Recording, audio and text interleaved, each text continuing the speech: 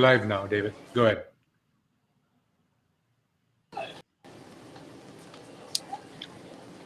David, go ahead. You're live.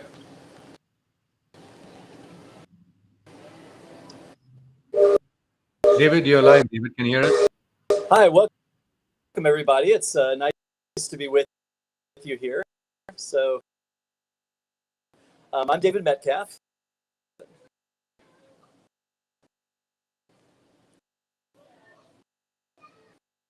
I'm David Metcalfe with the University of Florida.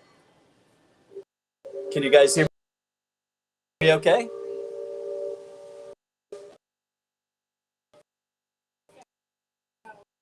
You're breaking up a little bit. Can you guys? How about now? So I think Dexter, why don't you go live, and then we'll yeah, bring you back. I think we lost David. So since we're live, hi everybody. Thank you, Punacha. Thanks, Sharad. This is really an exciting event and sort of inaugural one to be part of.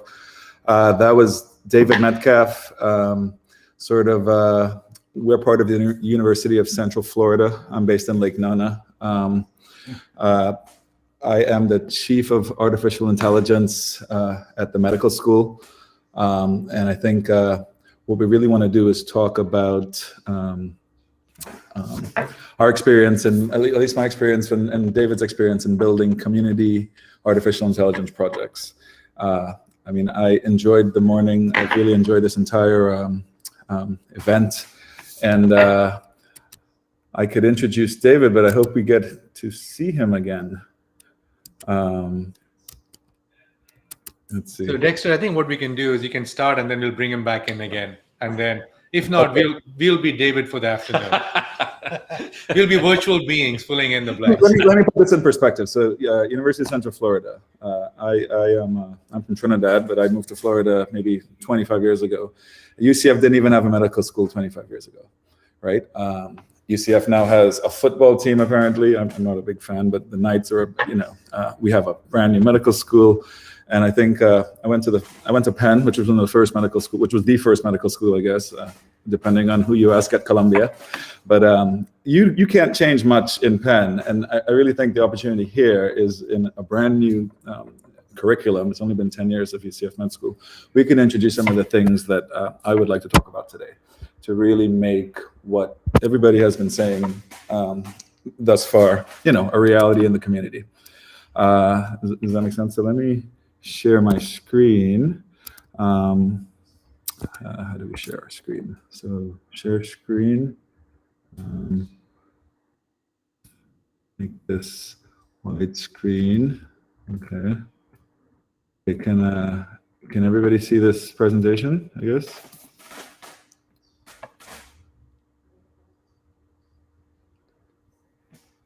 Hello?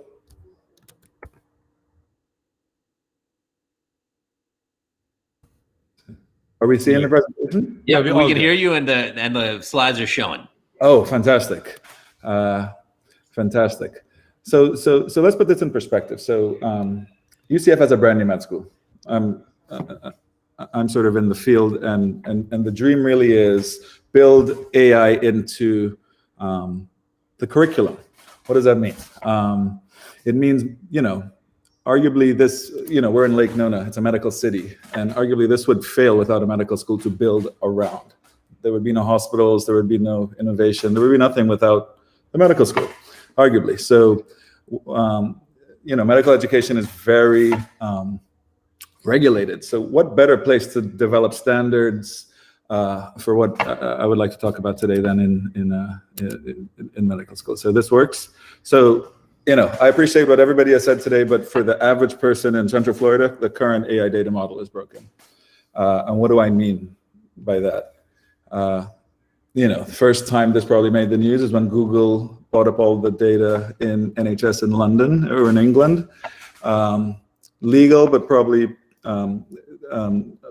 questionably ethical. Went to court. This happened again in Sloan Kettering. I'm trained as a pathologist. I went to Stanford to train as pathology.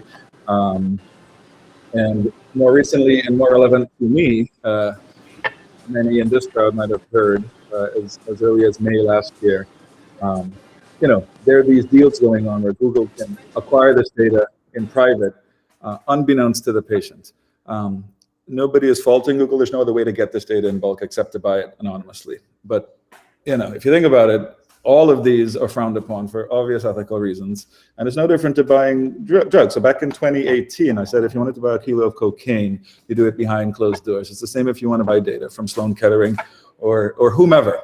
But beyond that, beyond the justice and the sort of equity aspect of this, the way that data is bought and sold today is obviously biased. I don't have to explain to this crowd these kind of problems, but emphatically with genomics, I'm trained in genomics, 96% of genomics, and genomics is tens of billions of data that's gone into genomics. It's a so-called precision medicine. How precise is precision medicine if 95% of the data used is not applicable to the world?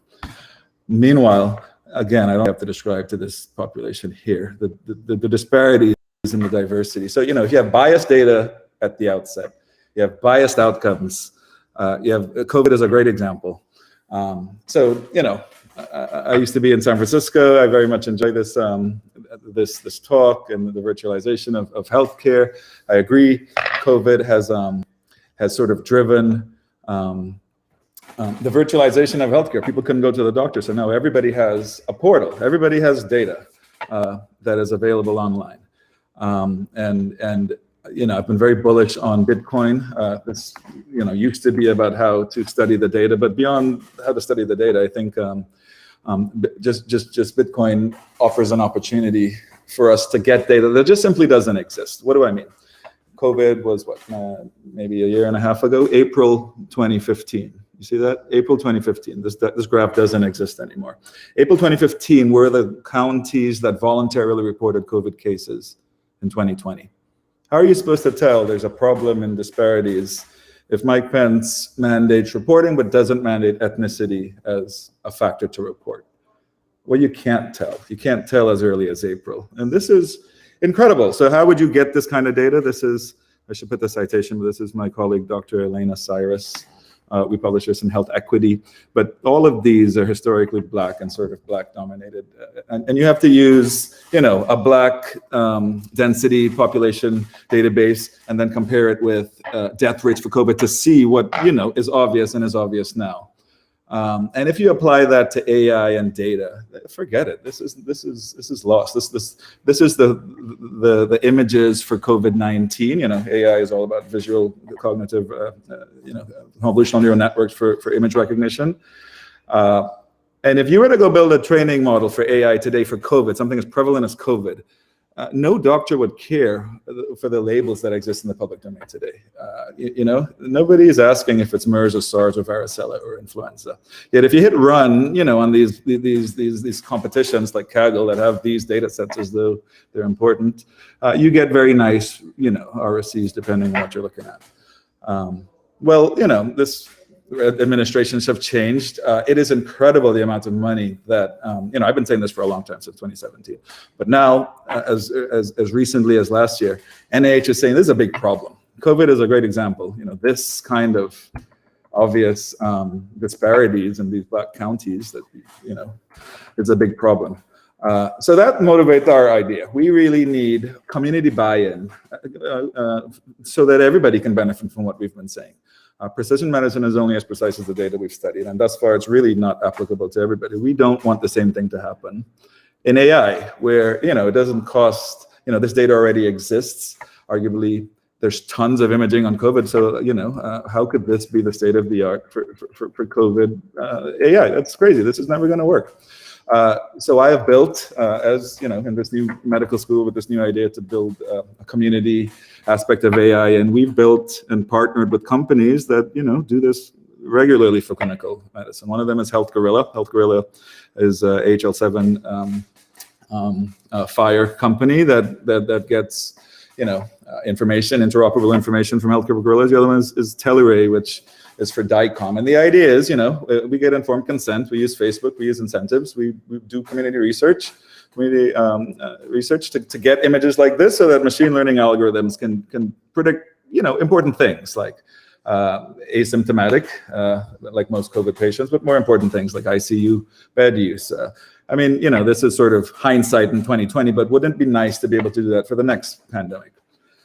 Again, I'm from the medical school. I think this is an opportunity to use medical students to do this kind of thing. This is what medical students do. They go out in the community, they get data, they talk to people, they have signed sheets called informed consent and medical release. And we want to kind of scale that. We want to put that in the cloud. Who else wants to do something like this? Well, Tesla. This was from 2018. Tesla does this with, data from the cars. They've got 1 million Teslas driving around. One of them jackknifed on I-95 here in Central Florida, not a few years ago. They go back, they look at these images, and they fix their unit test so it never happens again. I don't see why we can't do that for medical imaging and do it. COVID is interesting. There's a lot of COVID. It's just a proof of concept. But the idea would be, medicine and medical education and the virtualization of medicine, the standardization of medicine to meet, a modern, modern problems like COVID allows medical schools to play an important role. Yet I don't see a lot of medical schools doing this kind of thing. So I think with that, we would leave it there. I touched on a number of topics. I hope David is back. Is David back? And we can, kind of discuss. Oh, fantastic. Yeah, I'm back. If you can hear me. Thank goodness. I hope I didn't go too long. But that's sort of the backdrop. Great overview. Great overview, Dex. It's so good to have you present this audience. Hopefully you can hear me okay.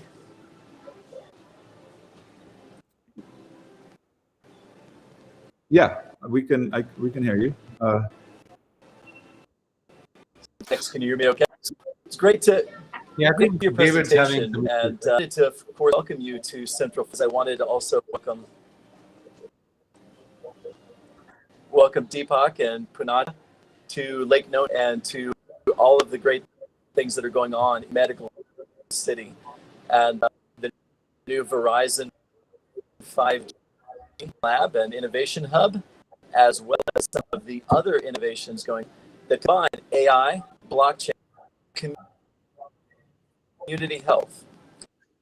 We see in the shadow of what's often healthiest and happiest community in the world. Disney likes to talk about being the happiest place on earth. We're looking for. We love having Deepak and the messaging from the earlier today too, about both equity and also about the overall opportunities that are present within this living lab of a community, whether it's the wellness home built on innovation and technology, whether it's AI technology, whether it is blockchain technology for privacy, for equity, for immutable records. These are all these emerging technologies that are coming together. It's been great to be able to work with you on this NIH project to do so. What other things do you see for the future of AI, a positive future of AI that we can leverage?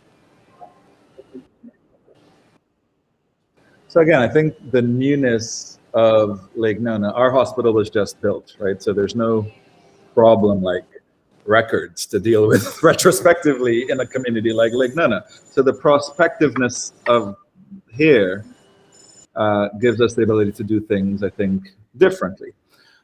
You couldn't do this in some of the places that I've trained at and have been at. There's no way.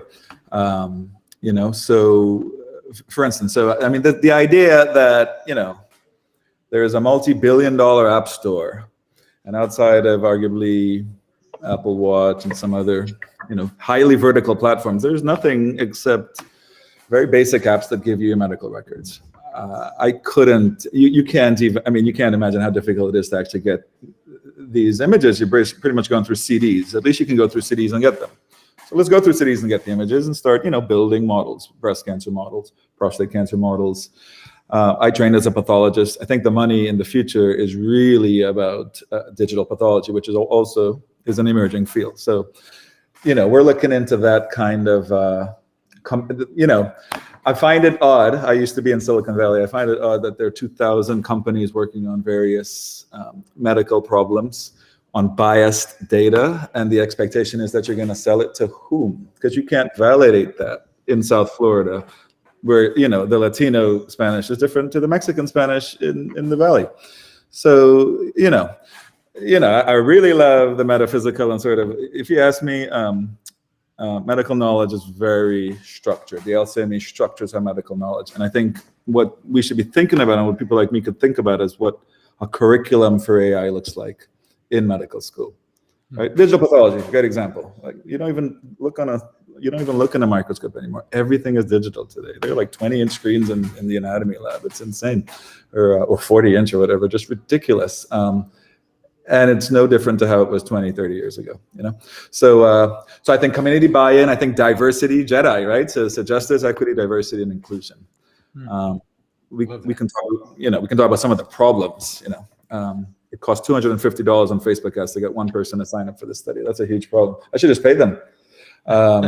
We should just pay them, and that's not even a diverse community, right? You know what I mean? So there. Dex, I had a question for you. As maybe if you paint a vision, since I live in Lake Nona, I understand this community really well. I think when you look at today about trust and transparency, and I think people AI for good. Do you have a vision of how communities can come together so we can actually optimize our learning, right, as a community? Absolutely. So the reason I show the pictures about Google and HCA and Sloan Kettering is not because it's illegal. It's quite legal. There's no other way for these people to get the data. And that's a shame because, again, there was $10 trillion in app store revenue, and none of them really focus on informed consent outside of that Apple Watch study. And these heavily vertical studies from Apple, fantastic. But, the idea would be, why don't we have apps that read HL7 FHIR DICOM packs? They're standards that exist. They've existed for many years, and they're future standards that still exist. And I really want to, that's the only way we're going to have any kind of equity and justice. You know what I mean? And I think the medical school in a place like Lake Nona, where everything is brand new, is the way you kind of do it. So once again, Dr. Hadley, thank you for your time. I think we missed David Metcalfe on the video, but we'll obviously keep doing this more often. And once again, next year we'll have another event. So in the meantime, hope to see you in Lake Nona when I'm back next week. Thank you. Absolutely. Looking forward to it. Thank you so much. Thank you again. For your time. Well, have a wonderful day.